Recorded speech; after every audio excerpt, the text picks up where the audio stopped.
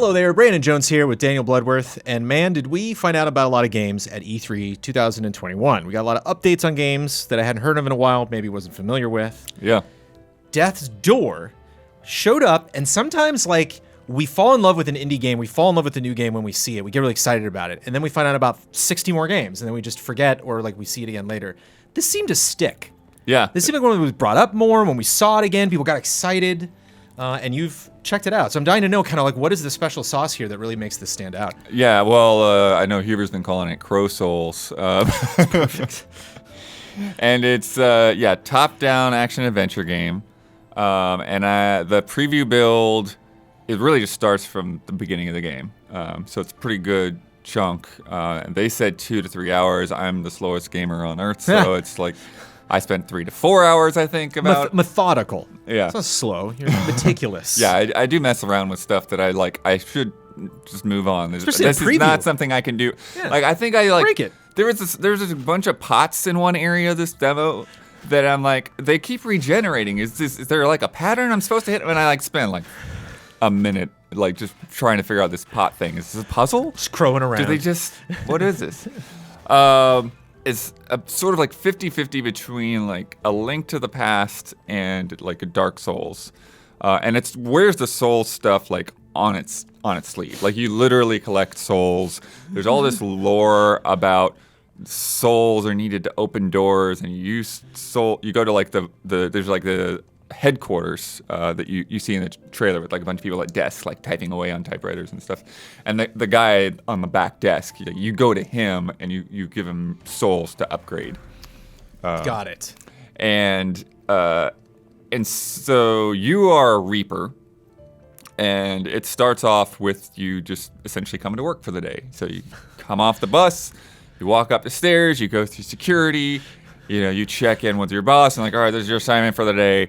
And there's this thing about like when there's something in the lore where like when you get an assignment, then this door to wherever in the world that place is, it opens and then it kind of stays open until your assignment's done, and then I guess they're sort of like in this immortal limbo. Okay. But then once their assignment is in, then like time starts passing for them. So they've got to complete their assignment or they're just going to keep aging. I do remember seeing the doors pop up. Yeah. I recall that mechanic. So there's this whole thing with souls tied to opening doors and all that. It's interesting. I'm sorry not to just stop you right there, but it's interesting that like I didn't really know a lot of this, and it wasn't necessarily conveyed from the trailer. And now that you're explaining it to me, I don't know if it needed to be. Like when we first saw this game, they were literally like, "Look at that crow move," and that was it. Like that was so. It's smart. I know it's more than marketing than the preview, but it's just like I think that was a very smart way to show us that game, the right thing to see for the first time, and then we can get into the plot and all of that other stuff. Yeah, and so you get in and you fight like this plant boss, which is your first real test of combat. You don't even fight any of the smaller enemies first. He's like, here you go, first thing you do, you're gonna fight a boss, and it's like slapping down tendrils and spinning around and getting up on them and everything. And then as soon as you complete your assignment and you're supposed to get this giant soul that you're supposed to turn into that guy at the desk, this other big crow comes up, knocks you out, takes the soul away. And then you end up in this, and it's interesting because it's almost like there's two hubs, because there's like the office hub, which they're clearly like places that you can't get to until you get other abilities later on. And then there's this place called the Lost Cemetery, which is sort of, I think the door to it has been like inaccessible by the Reapers, but you follow this older crow in there. And so is it hard to find the cemetery, or do they bury people who are lost there? Right. There's a lot of ways that can go. And so that sort of serves as more of like your typical hub in the sense that you go from there and you kind of like work your way through those routes and through that level to get to the other levels, and then like sort of branches off this way to go to this character's level, this boss's level. You branch off to the east to go to another. So you were able to tell all of that even just with this kind of limited slice of the game. You're yeah, like, I mean, it was see how this pretty goes. big chunk, and okay. When you talk to the older bird, when you finally catch up to him, and there's some more lore drops in there. He's like, okay, so what you need to do is, you go to the north and fight the witch, and you go to the east and you do that. And it does kind of like a Souls sort of thing where it points out these places and sort of gives you the vague direction and then tells you, lets you figure out how to get there. Another kind of Souls-ish thing that it does is and this is somewhat true of some Zelda games too, but I think it's very clearly more like Souls inspired here. Is there's a lot of times where a path that you'll go down will sort of loop back somewhere, and you'll like pull a lever and unlock a ladder, and you'll be right back to the door that leads, because you do find other doors along the way that will lead you back to headquarters, and those are sort of your checkpoints. So. And you're locked into, you can't rotate the camera, right? You're locked into You can't this rotate the perspective. camera. What you can do with the right stick is you can kind of shift it up into this. You can shift it around a little bit. Okay. But your character's always going to be, so like if you shift it up, then it's like your character's going to be on the bottom of the screen kind of thing. Did any of the environments kind of bleed together? Were you confused kind of where you, did you ever like go back to a room and you're like, where am I? Oh, I've been here before. Was it? No, not really too much. Huh. I mean, yeah, and so you have the cemetery, and then I did like a garden. There's like a garden estate outside of the witch's place, and then you get into the witch's manor, and it's like really more opulent, like lots of reflective floors and things like that. The combat is pretty simple, but it's very reaction based. So I'd say that might be a little bit more like Hades than like a Zelda game. Immediately looked like that, yeah. Yeah. Lots of focus on dodging at the right time and all of that. So like your basic sword that you start off with is like a 3-hit combo, and then you have like a dodge roll, and then an interesting little thing that they have is with the right trigger, you can do a charge attack. So hold back, and then you'll hear like a high pitched sound when you're like fully charged, and you can charge enemies that way. And then another thing you can do is you can roll and then hit the trigger to do kind of like a vertical slash. Okay. And then the left trigger is like a bow. Yeah. So you start off with a bow, and that's your range attack. So you hold to like pull back the arrow, and then you hit the B button to actually fire it. And so then that kind of works sort of like a twin-stick shooter. I was able to get some other weapons. I found one weapon that's sort of like a not so secret weapon, so I won't really talk about that. Which I think is like, again, kind of like a Dark Souls troll weapon. It's like, this thing is actually less effective, but if you want to use it, here it is. Great. I also found rogue daggers. Cool. So not quite as strong as the sword, But quicker. but you can do a 6-hit combo rather than a 3-hit. Yeah. So they're trying to like figure out like with certain enemies, like, is it better for me to use strength or to try to slash more quickly? And then for the ranged attack, I eventually got towards the end, I got a fireball, which there's a nice little progression there, because throughout the level before you get the fireball, you can use the arrows and shoot them, do a Zelda kind of thing, shoot the arrows through torches to light other torches and kind of like chain off and like hit these switches, because there's like these braziers that once they're lit up, then like you can open certain doors or like access a key or something like that.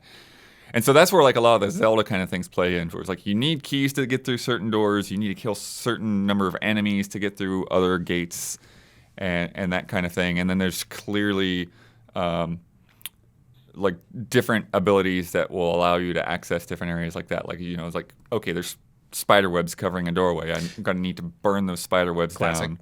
Or there are, I don't know if you'll actually get like a bomb that you can use on its own. I assume that you will eventually. Like maybe that will be one of your range attacks. But what they had in place of like a bomb that you could actually pick up is they had essentially like bomb pots that were placed next to like crumbly walls. Mm-hmm. And so if you shoot the bomb pot or hit the bomb pot, then that pot would explode, and you could make a path through that direction. Do you feel like there's stuff still in the build that you played that you didn't discover, or there probably is. There's some things that I did see some doors and stuff that I can get through. There's some nice little spots. One thing that's kind of cool is in a lot of areas, if there isn't like a distinct wall there, you can just like walk off the edge of a platform. And so there are places like that. So like I walk off here and I go around the corner. It's like, aha, there's some souls right there, and pick those up. The bosses. Another Zelda thing it has like pieces of heart type of thing. Mm-hmm. So you can find these kind of, there's like these big heads, these big stone heads, and then you kind of like do like an offering or a prayer to them, and then you'll get like either a vitality shard or a magic shard.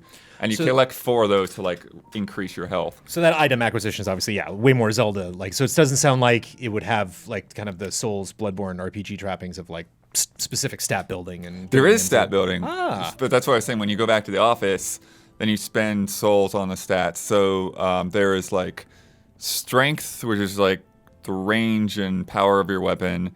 There's haste, which is like the speed that you're moving around, and I think the combos and stuff too. There's dexterity, and then there's your magic. And it's a pretty easy to understand like progression of like spending, because I think like the first thing in any of those is like 400 souls, and then the next one is like 600 souls, and so you can kind of plot out like, okay, what am I going to spend on first. What's interesting is that they don't do any kind of mechanic where you like lose your souls. So when you die, you don't have to worry about losing anything. Good for them. But you are really, those games are so hard. Unlike Zelda, you are really limited in how you can recover health. So you only have like 4 hits at any given time, and enemies don't drop health. They just don't. So the only way that you can recover health is you find seeds around the areas. And then there are also these little green pots with soil in them. And so you have to find a seed and then plant it in a pot, and then you take the flower to heal. And that flower will regenerate like after you die, or maybe like after you leave a level and come back into a level. Sure. But otherwise, like, you just can't use that again. If you need to heal again, you're going to have to find another pot somewhere. So that was interesting. There is quite a bit more direct storytelling and talking to people. One of the things that kind of when I was kind of sharing a little bit of what I played in Slack and telling some of the other allies, Isla was surprised. It's like there's humor in this. Yeah, and it's like dad joke humor. It's like knowingly bad humor. So you come up into the witch's gardens and you meet this character, and it's funny because I made the joke and then that was the actual character's name. His name is Pothead, and it is a character whose head has been changed into a pot, and like he actually lifts it up and is like, "You want any soup?" It's like, "No, I don't need any soup right now." So, and that's the whole witch's thing, is like that's how she's decided to evade death, is by like somehow like replacing people's heads with pots makes them immortal, because the Reapers never come to get them because their name is like disappeared from the list or something like that. It's kind of crazy.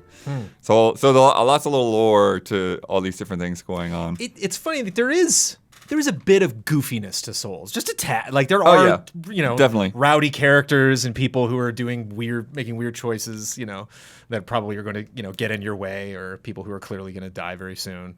Yeah. There's also a gravekeeper named Steadhone instead of Headstone. Oh man. Okay. I didn't get it right away, but okay, thank you. Right. And then I'm trying to think about like what else, like maybe that before I get to the boss fight. Oh, there are some enemies that aren't bosses that are just kind of out there that are pretty tough. I fought this big guy with a mace, and I think that's one of the things where like they sort of play with your expectations, because in a Souls game, when you come up with a big guy with a mace, you're like, okay, you kind of know how you can like zip around, sure, get to their backside and try to backstab them or whatever. And this guy, he could just like turn on a dime. It's like bam, bam. Like, okay, nope, that's not gonna work. Find the way to get in there. Oh, that's actually part of the mechanics that I didn't mention. With the range attacks, those aren't unlimited either. So that's a neat little way of how this plays back and forth. So when you shoot an arrow, you have like 4 charges. Mm-hmm. And you get those charges back by hitting with a melee attack. Oh, okay. So you have to balance, or you have to look for other things. So like even if you hit like a pot, if you smash a pot, then you get one of your charges back on your arrows or your fireballs. But that really plays into boss fights, because it's like, okay, I'm gonna keep my distance, and like, well, now I can't keep my distance. Now I gotta get in there. I was gonna say that's like a response to what I hear of Demon Souls. You know, I haven't gotten that far, but that there's some bosses you can just from a distance. So can't do that. Yeah. Good fix. There was a place in the manor. They had like a lot of like there's like a bedroom and a bathroom, but there was also like kind of a place where you go up in the rafters, and that reminded me of like Anor Londo. Sure. You know, when you're like like trying to tightrope walk across there, and the same thing. It's like, ah, crap, I screwed up, and you fall to the room below, and you got to climb the ladder. Classic. But the witch boss, Grandma, which comes after this whole crazy section of like industrial, like you're lighting furnaces and like trying to like move across pistons, and there's guys with like poisonous grenade launchers and stuff. And you finally get to Grandma, and this boss, it felt like every other boss before maybe shouldn't even count as a boss. Like this like, she was a real fight. I mean, I could just look at the footage, but I was just curious, like, how they introduce bosses. Like, does the name pop up in the health bar and everything? Yeah. Can you clearly tell, like, oh, here we go? You don't get a health bar. Oh, you have to look at, like, basically, they'll tails, get, like kinda like Monster red Hunter. cracks across their bodies, and they'll just essentially turn more and more red. Okay. But she just has, like, a really good attack pattern to where she'll throw out, like, bombs, and she'll throw out, there's these, like, they're like these green pots that when you smash them, there'll be like a little like magic thing that makes like a vocal kind of noise, and you can hit them back. You can hit magic attacks back, like Link hitting a magic ball back to Ganon, right? Mm-hmm. And so there's this nice balance of like she's moving around the arena and she throws a pot and she throw one of the magic things and you slap a magic thing back at her and then you try to get an opening in, and then she'll dive into the pot, and then there's like a mechanic there that I don't want to spoil because it's kind of a secret. So don't show that. But there's just like a lot of back and forth, and there's this nice like mix of, like that hand-to-hand melee combat, but then also the projectile. So it's so like half melee, half like bullet hell kind of vibe going on, and it just takes a while to get the patterns. And then when you get the patterns and you get the health down far enough to, then she'll throw in some more fireballs that you weren't expecting in another stage of the fight. So, it took me a lot of tries. I think the clip is like a half hour. But it feels really good. And your movement's really fast. It's like that. When I first started up Hades, I was like, wow, I'm enjoying this game and also bad at it at the same time. But like I'm moving so fast that it's like I can clearly tell there's a groove here that you settle into, and that's like just what I could tell visually just from looking at this game. Is like, wow, you can really cook across that environment, and so it's kind of on you. If like you see these attack patterns, you see these projectiles, and you got to get out of the way. But yeah, after you fight her, then they basically let you do a little bit more. They give you another little story drop, and then when the old crow kind of sends you off to the next area, like start going down there, and then they like just had a wall at the end of the staircase, and like demo ends here. So, it's like, all right, I guess I'm done.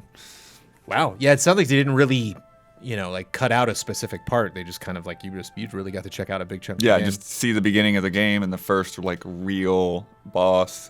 We did not specify at the beginning of the video, but I just want to specify now in case people are like, cool, I want to check out this demo. Like there was a lot of demos that were available. No, yeah, this is a E3. preview build. It's not a demo. This is not Steam Next. This is not, this was just something that your VIP blood. That's why you got early access to it. But when is it? How long do we have to wait? Do we know? It is in July. I don't remember the exact date, but it is very soon. And it seems like it's in. Brad is signed up to check it out. Nice. So yeah, and it's look for that. Sounds like it's in good shape. Yeah, for being close. It does. Yeah, it looks really nice. The music is like interestingly serene through a lot of it. It's not like trying to be creepy and spooky. It just doesn't sound like any of it's very heavy. Just there are those elements to it. Kind of the most gruesome part. But yeah, it's a neat game. Oh, that's another thing that's good about the Grandma boss fight. It's good music in there too. Yeah. All right, and that was the only. Did the other names of the bosses pop up, or was Grandma the only one? Oh, that might be the only because other names popped up like Pothead and Steadhone and all that. But I don't know if any of the other. I think maybe the others might have had names too, but Grandma always sticks with you. Certainly. She looks very Ghibli Grandma. And you took Grandma down. Yes. Yes? Good. Good job, Blood. Yeah, I'm excited. I'm excited to see how long this is. I'm excited to learn more about the dev and stuff like that. Like again, there was just so many games. Yeah, it's got me curious. When something really sticks like that, I always try to figure out on like, length what was the because equation. it's like they point out those 3 places. And I'm like, is that the game? Do we go to those 3 places and then that's the end? Is it a short game or is like this just the beginning? Yeah. I don't know. You're supposed to know. You want to do it in the preview. Well, neither of us know. I don't think you're supposed to know when stay you're playing tuned. the game. So Stay tuned. Maybe we'll find out later this summer. Thank you, Blood. yeah.